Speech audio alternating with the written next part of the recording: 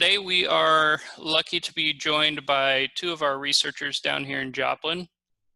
First, I'll introduce Dr. Robert McNab. He is the Vice President of Medical Education at Freeman Health. And his research partner in crime is Bob Rogers, Dr. Bob Rogers, who's an assistant professor in the basic science department at KCU Joplin. He's also our phase 1 director down here. So welcome. Thank you for having us. Yes, it's our pleasure. Okay, well, you guys are involved in some interesting research down here. Why don't you go ahead and give us a real brief explanation of the research project that you're working on right now? Absolutely. So Bob and I have a real passion for holistic research that really involves exercise and lifestyle impacts on overall health.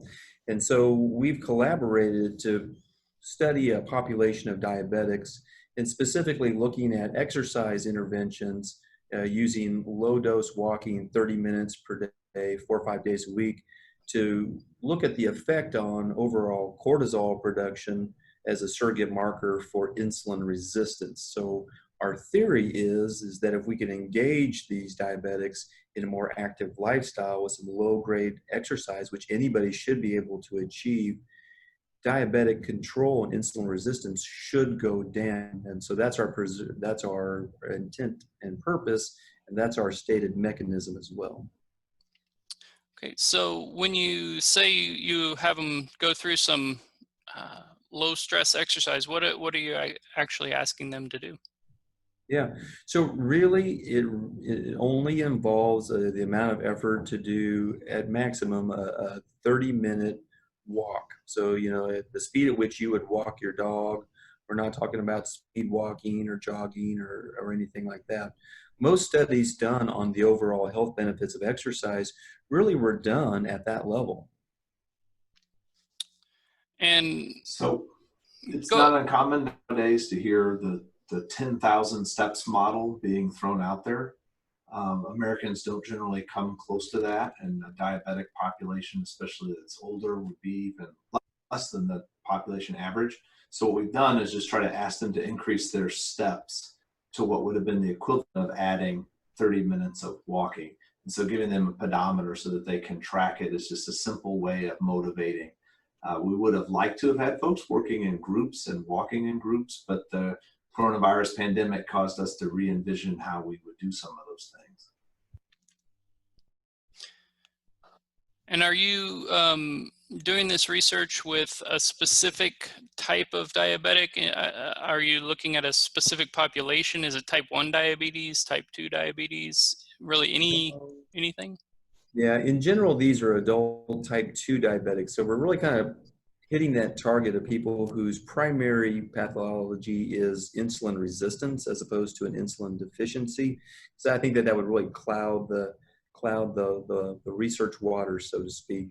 So I'm really hoping that we're going to find that these people have a modifiable cortisol level, that we can bring down adrenergic tone, bring down cortisol levels, and decrease insulin resistance, and never even have to open up a pill bottle to do it. Yes, certainly catch them early enough in the progression to where they've developed type 2 diabetes in an insulin resistant state, but still have enough functionality to where they produce insulin. So we're hoping that that can reduce the burden on them.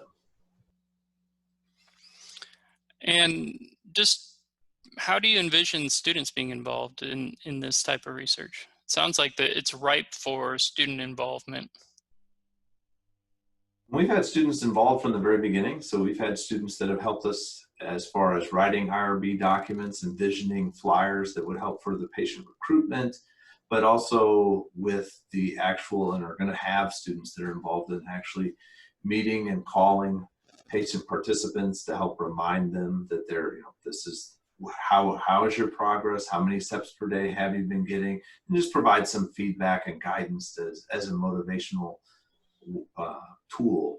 But certainly on the back end, when we start really looking at the data and analyzing the data, students will be able to get involved in that. So what's nice is that it's easy to plug a student in almost any step along the way of the progression of the project. I guess my last question on that is, you mentioned cortisol and being able to measure that. Are you how are you doing that, I guess? Can you explain a little bit about that process? Do you cover that, Bob?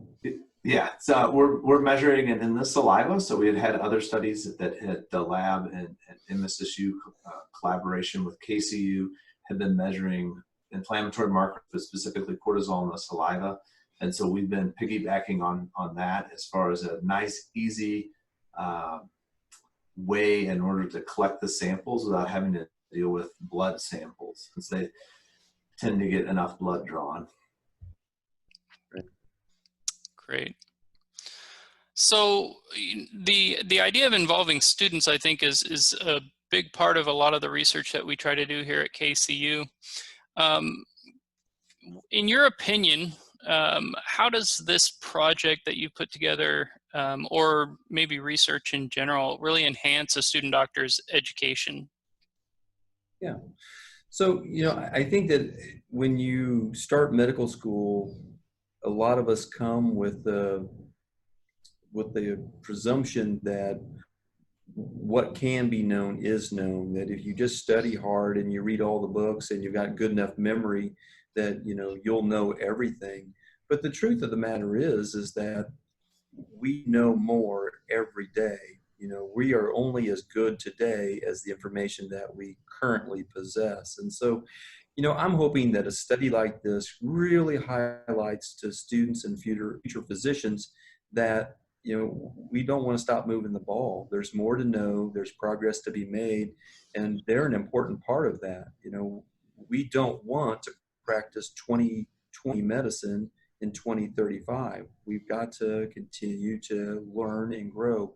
And we're only as good today as the little bit of knowledge that we currently possess. And so this study is really an open invitation at the student level to say, help us create a better way to take care of patients tomorrow.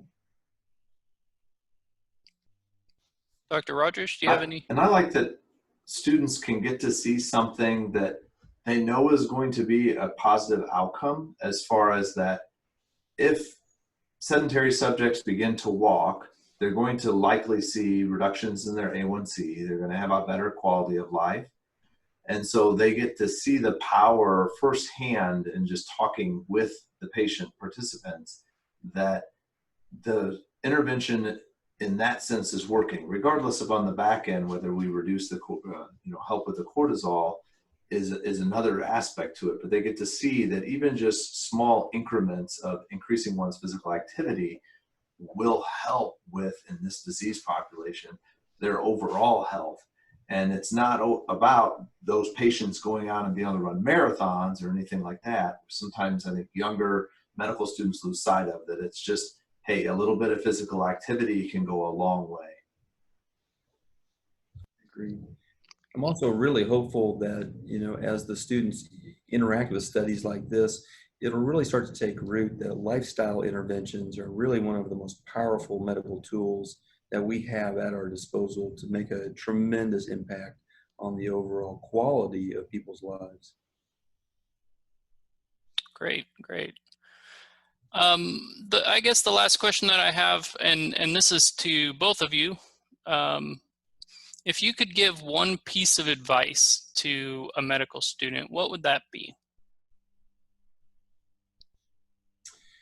I think I've probably given this advice before, but I really think that it's important to know that you went to medical school to be a doctor, and a doctor is a person who takes care of people, and a pathophysiologist is somebody who works on diseases. And those are two different things. You can be really great with diseases and miss the boat with people altogether. And so if you really want to be good at your trade, if you want to have an emotionally nourishing career, putting the effort to really develop the relationships with your patients and help those people with their problems as opposed to just addressing problems is going to be a far better career for you. And I agree wholeheartedly. I think in most careers, the relationships that you build with other people, and in this case, the physician to patient relationships, but also physicians with their staff members and everything else, the better you are at building those relationships, the more likely you are to get at the root of whatever is causing an individual's ailments or their unhappiness that's then leading to potentially pathophysiology. So it really does encompass a more holistic approach if you're able to engage the person and build relationship, as opposed to just saying, do one thing in this situation. And so just a well-rounded approach, and remember why you wanted to go into the field, which is always, generally when you ask somebody why they wanted to, it was that they wanted to help other people. Great. Well, thank you both. You know, I'm really excited that I got a chance to talk with the two of you.